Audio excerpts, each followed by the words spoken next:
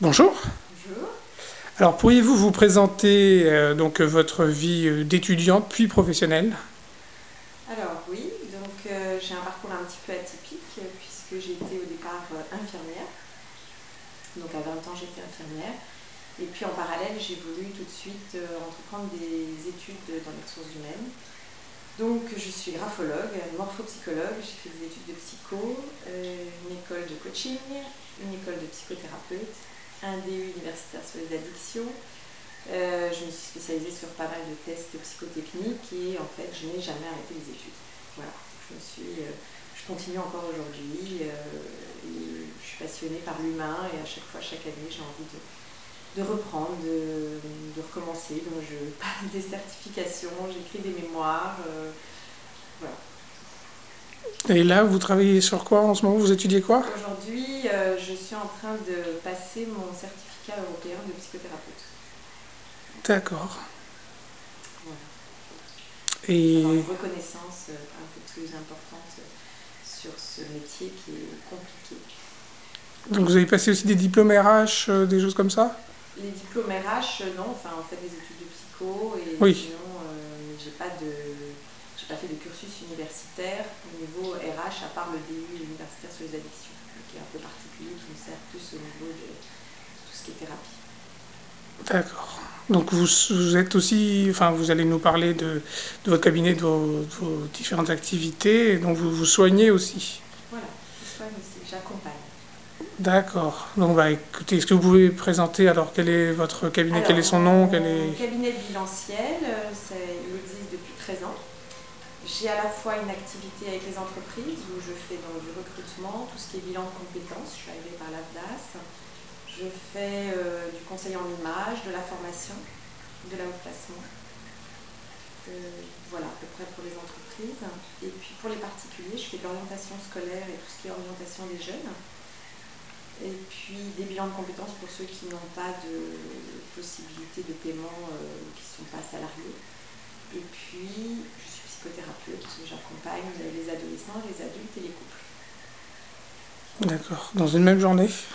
Dans une même journée, voilà. Mais en fait, ce qui est intéressant, c'est que justement, je peux accompagner aussi bien des jeunes qui ont 12-14 ans que des gens qui en ont 60. Je peux accompagner aussi bien des ouvriers que des PDG. Je peux être aussi bien vraiment dans une phase de recrutement que de l'accompagnement, de la haute placement ou de l'émergence de talents. Ou aller en entreprise, faire de la formation, de la dynamique d'équipe, des séminaires. Voilà. Enfin, je suis une passionnée, donc je découvre chaque année des nouvelles choses. D'accord. Et donc, comment s'organisent vos journées ou vos... Mes journées sont très variées. En fait. Je peux avoir aussi bien un bilan de compétences le matin, et puis après deux thérapies, puis après je peux faire un coaching, le lendemain je peux faire une orientation scolaire, après je peux faire 2 jours de formation. C'est assez polyvalent, mais c'est ce que j'aime, c'est que je suis tout le temps obligée de me remettre en question, à voir des personnes différentes. Et je n'aimerais pas faire toute la journée la même chose. D'accord. Et donc, il y a un moment de transition quand même entre ce qu'on dit patient ou entre une personne que vous aidez, vous soignez, et puis quelque chose après un bilan de compétences ou un recrutement Donc, comment vous faites la transition? écoutez, en fait, pour moi, j'utilise toujours les mêmes outils, puisque ce sont des outils de découverte de soi, de développement personnel, d'accompagnement. Donc, que je sois aussi bien dans un coaching, après un bilan de compétences ou une thérapie, c'est toujours une personne humaine que j'ai devant moi. Donc, j'ai pas forcément besoin d'une transition. Pour moi, c'est pas extrêmement différent. D'accord. Parce que entre quand même recruter une personne et puis la soigner, est-ce que lui trouver un travail, c'est une forme de soin aussi Bah, vous savez, au départ, j'étais infirmière, donc j'ai fait beaucoup d'accompagnement. J'ai fait des soins palliatifs. Donc, à 20 ans, je faisais de l'accompagnement aux mourants. Donc je crois que pour moi, accompagner, ça peut prendre toutes les formes. Euh, c'est une présence à l'autre. Après, pour moi, le recrutement, j'utilise la même chose pour le recrutement, pour accompagner aussi les candidats.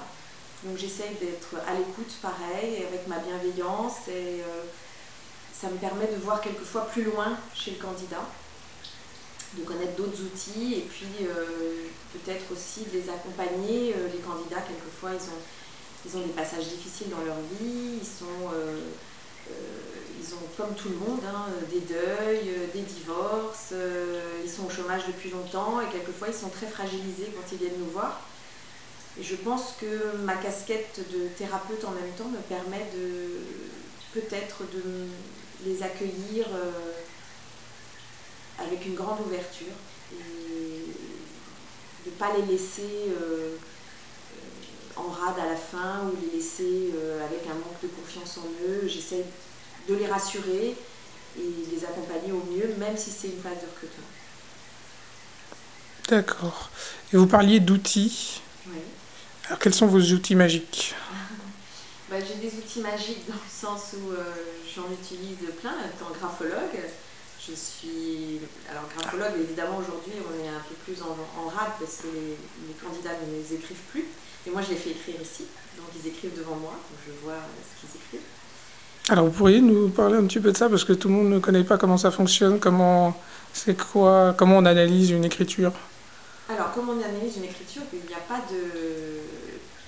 C'est pas un placard, hein. C'est pas parce qu'on fait telle barre de T comme ça ou tel accent comme ça que ça veut dire qu'on est pointilleux ou qu'on est, je sais pas, tenace. Non, c'est un ensemble de critères, donc, qui peuvent être très différents. Vous pouvez avoir la même majuscule faite chez tel ou tel candidat et ça va vouloir dire complètement l'inverse, parce que ça va être un ensemble. Il faut que ce soit une cohérence de plusieurs items qui vont donner une interprétation. Plusieurs items, plusieurs mots, plusieurs phrases. Plusieurs items en graphologie, vous avez plein de choses. Vous avez aussi bien l'inclinaison des mots, la forme des mots, le trait, si c'est appuyé, léger, si c'est... il y a plein de critères à aller regarder, comme la mise en page, l'ordonnance, la signature. Donc c'est tout un ensemble de critères, d'items que l'on va regarder. Et donc c'est complexe.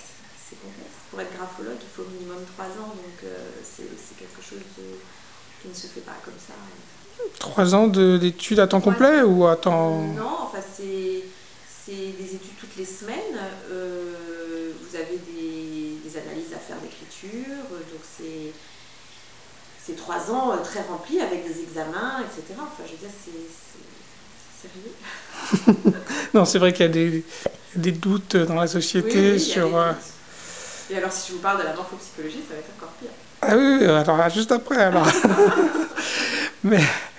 Mais est-ce que vous pourriez donner un exemple concret que vous voyez et qui vous fait penser à quelque chose sur la personnalité de quelqu'un, la présentation d'un CV ou la présentation d'un document? Enfin, je sais pas. C'est compliqué. Qu'est-ce que vous pouvez déduire? Par contre, c'est vrai que par exemple, quelque chose qui est intéressant, c'est vrai que pour les candidats qui écrivent, c'est la mise en page. Donc comment ils vont prendre la page et comment ils vont s'investir. Alors c'est vrai que quand ils le font chez eux, ils vont faire peut-être avec un interligne ou des choses très précises. Quand ils le font ici, ils n'ont pas le temps. Donc ils sont obligés de faire beaucoup plus spontanément une mise en page. Donc je les fais écrire quelquefois ou des textes qu'ils inventent. Et donc c'est intéressant de voir comment ils vont prendre la page, comment ils vont se l'approprier. Il y en a, ils vont écrire tout petit, tout serré, il y en a, ils vont prendre toute la page, il y en a, ça va être l'ampleur aussi du texte, ça va être très grand, très petit. Ce qui est intéressant, c'est de voir la signature aussi, si la signature est cohérente. Quelquefois, vous avez une écriture qui est très grosse, puis vous allez avoir une petite signature toute ratatinée. Et donc après ça, c'est un ensemble, c'est vrai, je ne peux pas vous dire comme ça, parce que ça nous émet quelque chose, un doute, on se dit, tiens, qu'est-ce qui se passe? Pourquoi ce candidat, il prend toute la page, il écrit très gros, puis d'un coup, il a une signature toute ratatinée, pourquoi? C'est bizarre. Donc, on va aller chercher plus loin, comprendre, est-ce qu'il est plutôt dans la parade et à nous montrer quelque chose de lui, une image de lui, et puis qu'au contraire, au fond de lui, il a très peur ou il manque de confiance en lui. Donc c'est très intéressant de voir la cohérence avec la signature. Il y a pas mal de choses à regarder. D'accord. Et la morphopsychologie alors? La morphopsychologie, c'est plus sur le visage. Donc quand on dit qu'à 50 ans on a le visage qu'on mérite, ben, c'est certainement vrai. Alors, outre les rides, qui marquent certainement aussi ce que l'on vit, donc on peut marquer son visage par des souffrances, par des deuils, des divorces ou des difficultés de la vie. Comment on est serein à l'intérieur de nous-mêmes, comment on voit la vie d'une façon positive ou négative, quel a été l'impact aussi de notre enfance, puisqu'en fait dans le visage on a un profil droit et un profil gauche, et donc on a des parties différentes. Si vous coupez votre visage en deux, le côté gauche et le côté droit sont souvent asymétriques, donc ils ne sont pas pareils. Vous pouvez avoir le côté gauche qui ressemble plus à l'enfance, donc généralement qui est plus dodu, parce qu'on est dans l'empathie, on est dans le fusionnel, donc quand on est enfant on est un peu plus bouboule, on prend, on se gave, donc on est dans l'affectif, donc souvent c'est plus rond, et puis après on se prend tous les bignes de la vie, donc le côté droit va être beaucoup plus fin, ou se prendre les coups, donc ça va être moins dodu que l'enfance. Et ça, c'est une grande généralité, parce qu'on peut avoir une enfance fragile, on peut avoir vécu des choses très difficiles dans notre enfance, et à ce moment-là, ça peut être l'opposé. Ça peut être à ce moment le côté droit qui va être beaucoup plus dilaté. Bon, mais et toute l'harmonie du visage va être comme l'harmonie de l'écriture, c'est pareil, voir les étages cérébral, affectif, instinctif, comment ça c'est harmonieux ensemble. Donc c'est intéressant aussi à regarder. Et l'ouverture aussi de la personne en face, donc les récepteurs, les yeux, le nez, la bouche, est-ce que c'est petit, est-ce que c'est ouvert, est-ce que c'est fermé, voilà. Donc tout ça est intéressant à aller regarder.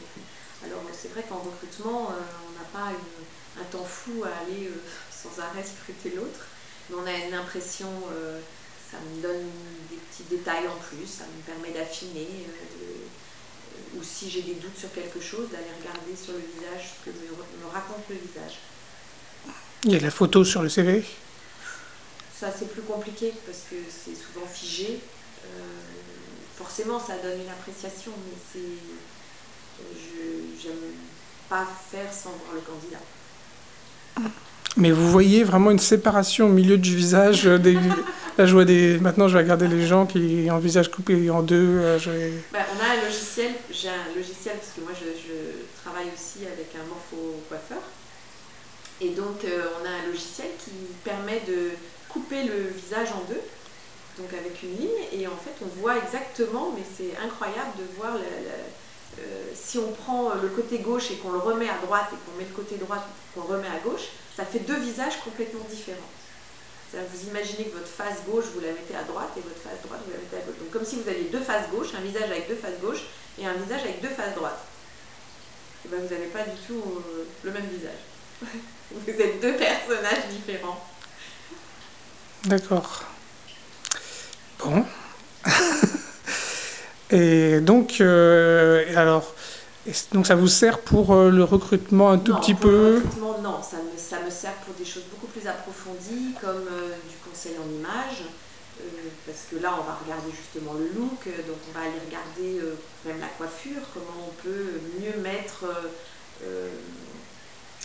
valoriser, harmoniser, donc la coiffure, la mèche comme ci, la mèche comme ça, en fonction du visage, comment il est, s'il est plus étroit à droite, à gauche, etc. Donc ça va servir beaucoup plus en esthétique. Ça va servir pour des portraits éventuellement, ou si on travaille sur la personnalité, c'est intéressant, et de montrer à la personne justement son visage, ce qui s'est marqué dessus, comment c'est harmonisé ou pas, qu'est-ce qui lui manque, quels sont ses besoins, tout est inscrit, comme l'écriture. Mais c'est beaucoup plus un travail personnel de développement. Long terme, à moyen terme. Quelqu'un qui veut le faire. Je veux dire, parce qu'on travaille sur la face, sur les profils, donc c'est quelque chose de complet, mais il faut qu'on ne fait pas ça à l'insu de la personne. Et vous utilisez aussi des tests, les tests psychologiques? Oui, alors en fait, soit des tests projectifs, donc des tests projectifs, je ne sais pas si vous connaissez, si vous avez déjà entendu parler. Dessiner un arbre. Le test de la gomme, des tests, voilà, très... De la gomme? de la gomme. Oui. Écrire l'histoire d'une gomme. L'histoire d'une gomme. Oui, l'histoire d'une gomme. Donc moi ça me sert pour la grapho, mais ça me sert aussi en test projectif. Après ça, ce sont des tests de personnalité comme l'énéagramme, je ne sais pas si vous connaissez, sur 9 types de personnalités. Donc ça part du principe que dès l'enfance, on va avoir un type de base qui va se profiler. Et puis voir à partir de ce type de personnalité comment on peut évoluer dans la vie, une clé d'évolution. C'est très intéressant. Je travaille beaucoup avec les jeunes et les adultes avec cet outil-là. Je travaille avec le MBTI, si vous avez déjà entendu parler. C'est... Avec la typologie de Jung, donc sur tout ce qui est extraversion, introversion, sur tout ce qui est sensation, intuition, pensée, sentiment et jugement, perception. Donc là aussi, ça donne des profils, donc c'est intéressant. Après ça, j'ai pas mal d'autres outils qui sont aussi des tests psychotechniques pour voir tout ce qui est logique, le raisonnement, le potentiel. Et puis en orientation et en bilan de compétences, je travaille avec la typologie de Hollande, tout ce qui est... François Hollande. Non, c'est pas François Hollande. La typologie de Hollande, donc qui va nous donner aussi des critères pour l'orientation. Donc si la personne est plus artiste, sociale, conventionnelle, entreprenante, réaliste, investigateur, etc. Ça va nous donner aussi des profils d'orientation qui vont nous permettre de donner des métiers après des débouchés. D'accord. Voilà. Bon, et donc pour réussir à se faire recruter, parce qu'on cherche surtout le recrutement, par votre intermédiaire, à votre avis, quels conseils il faudrait donner aux personnes au niveau CV, lettre de motivation, entretien avec vous? Alors déjà, première chose, pour moi le CV est un CV que je fais travailler aussi bien en bilan de compétences ou des CV par compétences. Donc pour moi, un CV sur une page avec les compétences, puisque compétences, après ça, les expériences, et puis formation, et ça doit tenir sur une page. Pour moi, c'est comme une carte de visite, c'est comme une pub, et en une page, on doit tout savoir sur le candidat. Quand on est recruteur, on reçoit je ne sais pas combien de CV par mail, on n'a pas le temps de faire des déroulés, etc. Si on a sur une page quelque chose qui nous attire, c'est très important. Donc la mise en page est assez importante, de mettre des couleurs, de mettre quelque chose qui soit attractif à l'œil. Ça nous donne envie de le lire. Après ça, les compétences, moi je trouve ça très important parce qu'un CV à rallonge où vous mettez par expérience et que vous redites sans arrêt toutes les expériences à chaque fois, on en a assez de lire parce que c'est toujours la même chose. Chaque expérience, la plupart du temps, vous redites les mêmes compétences. Donc c'est pour ça que je préfère faire par compétences. Ce qui fait que par compétence, si par exemple vous avez travaillé, vous avez été directeur marketing dans l'industriel, dans la voiture, si demain vous voulez faire directeur marketing dans de la lingerie, si votre CV, il n'y a que des expériences dans la voiture, on va regarder votre CV, on va dire non, celui-là, dans la voiture, on va peut-être pas lui faire de la lingerie. S'il fait son CV par compétences et qu'il met toutes les compétences de marketing qu'il a exploitées, et au contraire, les expériences, on va comprendre qu'il a eu ces compétences à travers ces expériences-là, mais ça va être beaucoup plus ouvert. On va se dire, ah tiens, il sait faire tout ça, bah oui, pourquoi pas dans la lingerie. Mais ça va être différent. Alors que si on met en avant les expériences dans la voiture, eh bien évidemment, on ne va pas avoir tellement envie de le mettre dans un autre secteur d'activité. Donc je pense que le CV par compétences ouvre énormément à plein de secteurs. Donc pour ça, pour moi, c'est important. Donc compétences qu'on distingue de tâches ou de responsabilités. Pour moi, c'est prendre une grande feuille blanche et écrire ce qu'on sait faire dans la vie. Donc c'est bien administratif, tout ce qui est, je sais pas, management. Vous écrivez tout ce que vous savez faire et après ça, vous allez voir qu'il y a des grands axes qui vont se regrouper. Donc axe management, axe administratif, axe marketing, tous les axes que vous pouvez développer. Donc vous en mettez 3-4 qui sont importants pour vous et dedans vous allez mettre ce que vous savez faire dans ces axes-là. Voilà. Et ce CV-là, pour moi, il est vraiment, il donne envie. Après ça, la lettre de motivation, si c'est juste pour écrire bonjour, je vous mets ma lettre de motivation, je sais pas quoi, il n'y a rien dedans, autant pas en mettre. Ça ne m'intéresse absolument pas. Si c'est une lettre de motivation, c'est mettre vraiment ce que j'ai dans les tripes et pourquoi je veux ce poste, qu'est-ce qui m'attire, qu'est-ce que j'ai de plus qu'un autre candidat, qu'est-ce que je vais apporter, voilà, ça c'est important. Sinon, moi j'ai même pas envie de la lire. Donc je vais d'abord lire le CV. Si le CV m'intéresse, je vais peut-être lire la lettre de motivation. Mais je ne fais pas l'inverse. Après ça, quand le candidat il vient me voir, beaucoup de candidats viennent et ils ne savent même pas pour quel poste. Alors déjà, là, je pense qu'ils arrivent, souvent les mains dans les poches. Ou quand on les appelle, comme ils ont répondu par mail à je ne sais combien de CV, ils ne savent même plus à quel poste ça correspond. Donc déjà au téléphone, on ne les sent pas très motivés puisqu'ils ne savent même plus à quel poste. Il y en a quelquefois qui font des classeurs et au moins on voit qu'ils cherchent dans leur classeur et ils arrivent à peu près à retrouver le poste dont on leur parle au téléphone. Il y en a d'autres pas du tout, donc déjà ça fait des points en moins parce que ça veut dire qu'ils ont inondé le marché de leur CV mais ils ne savent même plus à qui. Donc la motivation pour ce poste-là ou l'entreprise, je ne sais pas où elle est. Et quand ils viennent, quelquefois, ils n'en savent pas plus. C'est-à-dire qu'ils savent à peu près, ils nous ont eu au téléphone, mais ils ne sont même pas allés chercher l'entreprise. Ils ne savent rien. Pour moi, si on vient chercher pour un poste, au moins c'est qu'on est motivé, on connaît l'entreprise, on sait en parler. Là, ils ne savent pas en parler. Donc, généralement, je les secoue un peu et je leur dis, là, c'est pas terrible. Et idem pour les jeunes qui viennent, que je prépare aux entretiens de motivation pour les grandes écoles, etc. Quand ils arrivent, c'est pareil.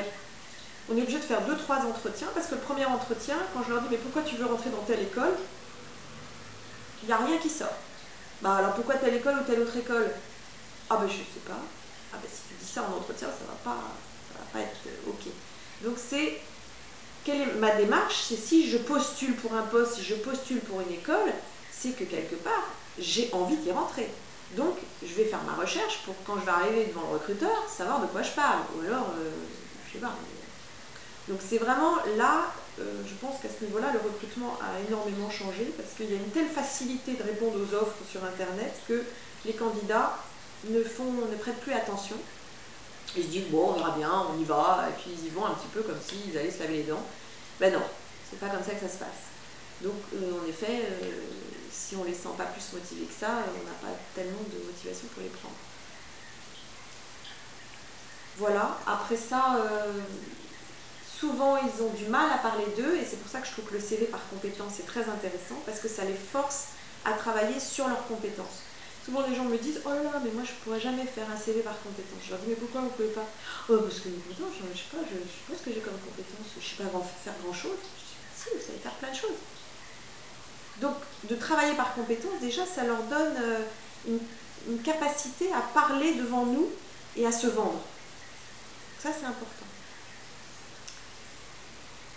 Principalement, c'est ça.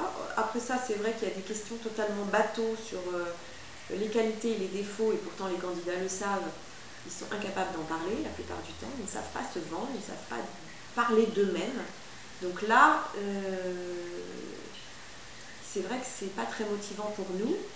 Une personne qui a fait un travail sur elle, pour moi, c'est bien. Donc si elle me dit qu'elle a même été en thérapie, si elle a fait un coaching, on sent qu'elle a travaillé sur elle et qu'elle sait mieux qui elle est, c'est un plus pour moi dans un recrutement. Parce que c'est quelqu'un qui va être plus mature et qui va connaître mieux ses besoins et qui saura mieux avoir une intelligence émotionnelle en entreprise. D'accord. Ah bon, il nous reste 5 minutes 30 et en fait, alors je voudrais vous parler de personnes qui n'ont pas forcément une bonne image et qui ne savent pas toujours bien se valoriser et qui ont fait des études pourtant et qui sont les doctorants, les docteurs. Et peut-être que vous-même vous ferez un jour un doctorat comme vous adorez les études. Ah bon, pourquoi vous ne voulez pas faire de doctorat?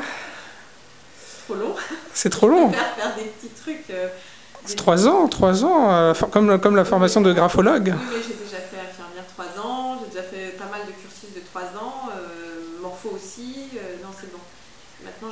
faire des petits cursus d'1 an, mais j'ai pas du tout envie de redonner dans 3 ans.